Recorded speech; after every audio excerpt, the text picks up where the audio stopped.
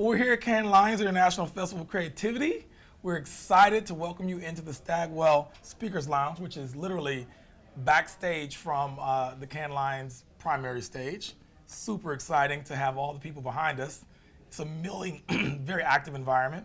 And we're excited to have someone amazing to interview. I'm excited to be here. I'm Damaune, just so you all know, Global Chief Growth Officer of 72andSunny.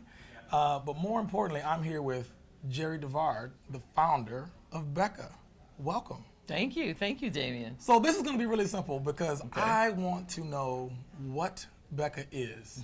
So tell me, what is BECA? Okay, so I'm going to start off with saying thank you for interviewing me here in this wonderful, stage for Cannes. It's amazing. This is the Super Bowl of creativity and marketing and advertising, and it's wonderful to be here. And so BECA is an acronym, and it stands for the Black Executive CMO Alliance, which is a mouthful, right? And so no one's going to say that. So we came up with the acronym in order to be able to quickly say what it is.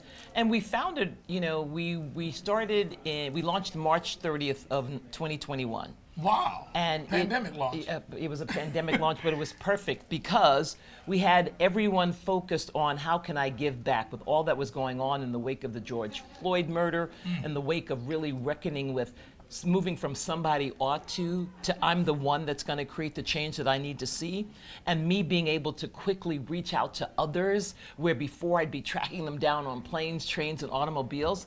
I could hit them up on LinkedIn, I could text them, I could actually reach and have conversations with them in ways that we would not have before we had the technology. So in forming it, I realized that there was a reason for us to come together as Black marketing executives because the name is intentional. It is Black. It's not BIPOC. It's not underrepresented. It's not people. It is Black. And it is executive because I wanted to signal what level we were talking about. It's the C-suite. And CMO Alliance, CMO, it's interesting, funny story was, I wanted to call it the CXO Alliance because you can be the chief marketing, chief product, chief revenue, chief reputation, chief commercial, chief growth officer, yeah, right? Exactly, right. Okay. And then, but everyone, when I said CXO, people thought, oh, you're forming an organization of chief experience officers. That's great. And I was like, well, is it that many of them? And is it so many of them that we can peel off the Black chief experience officers? So let me go back to being CMO because that will ground you in what we are. But I always want to remind people that we have presidents, we have CEOs, and we have COOs, but their path has been through marketing. Got it. So that has been, and we came together to do 4 things. We wanted to share, learn, elevate, and pay it forward. And the pay it forward piece was the most important to all of us. There are 33 members. We started with 26 founding members that really came out on faith and said, yes, we're going to do this and build this organization. And we grew to 33. And then we created this BECA playbook with Deloitte as a consultant. It's a 2-year program. So it really was, how do we at scale create change that is meaningful in this industry and put our dent in the universe? I love all of that. It's interesting, there's been so much explosions in titles recently that there's a whole lot of letters between the C and the O now. So I think it's brilliant that you've had to define, or you've chosen to define it as marketing, but understand that can be an expansive letter in itself. Right, because all of the people that are presidents, CEOs, and COOs, their path was through marketing. Totally. So that's the beauty of it. So really important question for me. Why is Black so important? Why is Black so important? As opposed to right? BIPOC No, or I multicultural. know. I love that question. I answer it 2 ways, Damian. One is, it's like when you write a book, you write about what you know, right? You can't fake the funk. Right. And I knew what the path was like as a Black executive. And so I wanted to find like-minded people that would be able to share their experiences and their journeys with younger people. I also felt that, if I was going to talk about the experience of being Asian or Latinx, I couldn't tell that story because that was not my truth. Right. I also felt that we needed a hard line, bold on Black, because for so long it was like, well, it's minorities, people of color. And the issue is that when you look at all the statistics, we were kind of the first to leave. Always. The highest attrition, voluntary or involuntary, not being able to make mistakes. And I thought, no, we have to signal that this is, what's Black about it is that we are a Black organization made up of Black members, but with lots of allies that aren't Black that are helping and supporting and championing what we need to do. I love that. And it's really critical because so often, at least here recently, we found that Black has started to include everyone. Now, let's be clear, right? Everyone deserves to be represented, but we don't want to lose the fact that Black is important. And many, many times we are the pioneers that have kind of pushed the door open for others to walk through. So I love the fact that you've taken it back to Black. And if you think about it, Black is at the center of culture, right? Fashion, music, art, entertainment. I mean, when you look at an idea and you see the evolution of it, you come back to it's like, okay, yes, we understand where that started. It started in one place. Yes. Yeah, that's tremendous. So you mentioned your background, which I think is super relevant here. Can you just give us a snippet of where you came from? How you all got right, to this yeah. place? So I always say I'm a proud graduate of Spelman College. Okay, start and there. so I always talk about that because it helped frame the possibilities of what I could be with confidence, following from my mom, who was an amazing, badass PhD, single mother that raised 2 children, and went back to school and got her undergraduate degree, her master's degree, her PhD, Dr. Jerri DeVard Kemp. And then I went to Clark Atlanta University, so I'm a double HBCU major, and with all these powerful institutions of people that knew, and here I show up, I'm from Spelman and Clark Atlanta, which meant that I just had to really work hard and be very good at what it was I was doing, because I didn't get the amplification and the tailwinds. You get the halo effect I of didn't get all Harvard that, or a right. place like that. But then, and so out of that, my background, I headed up marketing for Verizon. I headed up marketing for Nokia. I moved to Helsinki. Oh, wow. Lived in Helsinki, Finland, and then moved to London. It's a beautiful place, but it's not many Black folks there. No, but the Finns are so warm and inviting, and they say you could be anywhere in the world and you came to our country. So there's a sense of appreciation. Right? Yeah, Absolutely. yeah. I did a lot of house fishing and sauna, not sauna, sauna in the winter. Wonderful people. But then heading up marketing for Nokia, and then ADT and Office Depot, being a chief marketing officer.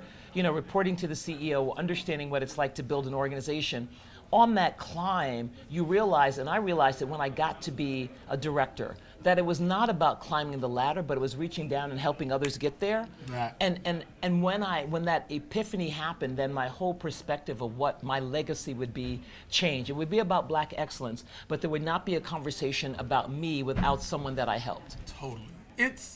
It's remarkable because I, in my experience, as I've become a CMO, Chief Growth Officer, similar in our organization, I find it critically important to reach back and to help out. And I made it a point to let people know that I'm here, not just to be the face in the place, but to help other faces also be in the place and thrive. And so I just love the fact that that's not only part of your personal story, but you brought that to BECA through the Future Leaders Program.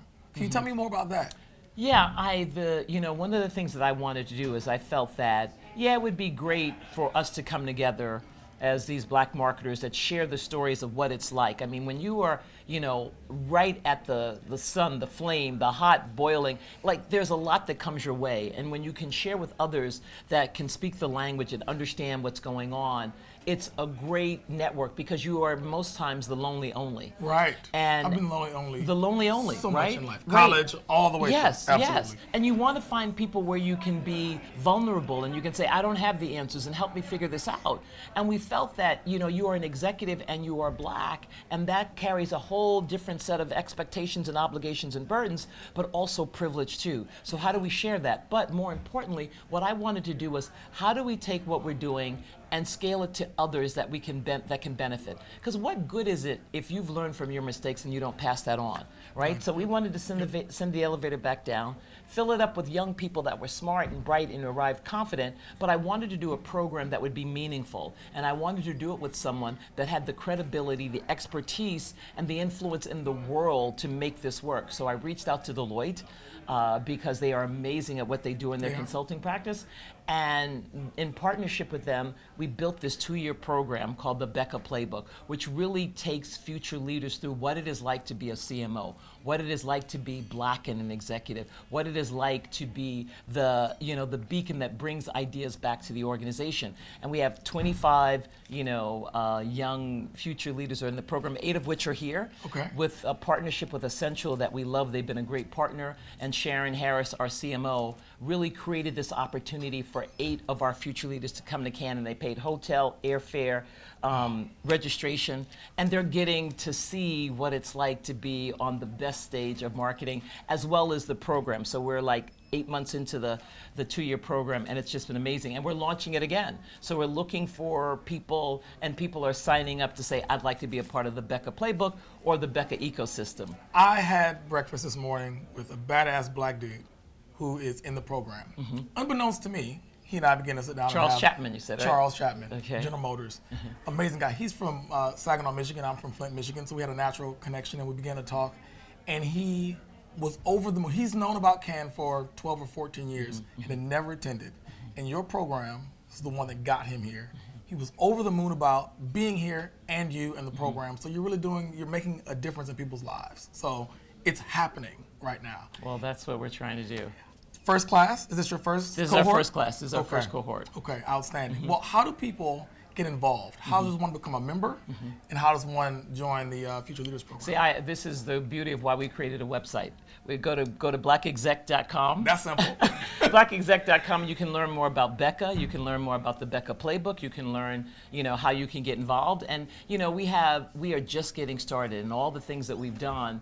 Our ambition is huge because again, we want the legacy to be that we made a difference and we had an impact. And that's why the work that we do is so important in really being able, because sometimes people feel that you can't be what you can't see. Right. So we want to be seen, and like I always say, I love the spotlight, but only to redistribute it. Right. That's awesome. That's awesome. Is that website also the place where sponsors should go? Absolutely. Yes. Sponsors. Anyone interested in BECA can go to blackexec.com because there's one with an S that it's interesting that lands you at another place. But you don't want to be there, right? Blackexec.com. Well, look, we hope all of you that have listened today go to blackexec.com. Understand, learn more about BECA. That is anyone who wants to join, that could be a future leader, or that in fact may want to partner. Clearly, this is the future of marketing as it relates to the black community and a more inclusive marketing environment. So I thank you for being here. It's been awesome to have you with us. I had fun. You fit so well with what we do here at Stagwell as it relates to transforming marketing. And so I'll just say to the group out there, if you want to learn more about us, you can always go to stagwell.com. It's a great place to learn about Stagwell. You fit perfectly. Thank you for being a part of this. Thank you, Damien. All Thank righty, you. you too. All right. Bye-bye. Okay.